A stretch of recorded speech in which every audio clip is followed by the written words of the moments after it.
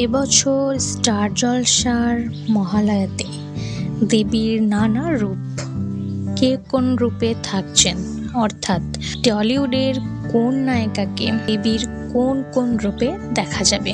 মাত্র আর কয়েকটি দিন, তারপরেই মহালয়া। চারিদিকের প্রস্তুতি প্রায় শেষের দিকে। ইতিমধ্যে প্রত্যেকটি চ্যানেলই তাদের মহালয়ার প্রতিটি ঝলক দেখিয়ে দিয়েছেন। স্টার জলসার মতো জি বাংলার মহালয়াও দর্শকদের বেশ আকর্ষণ করে। এবছর স্টার জলসায় মহামায়া দেবী মহিষাসুর মর্দিনী রূপে দেখা যাচ্ছে টলিউডের অভিনেত্রী কোয়েল মল্লিক। তার এই রূপ মুগ্ধ করেছে দর্শকদের। অন্যদিকে কোন নায়িকাকে কোন রূপে দেখা যাচ্ছে?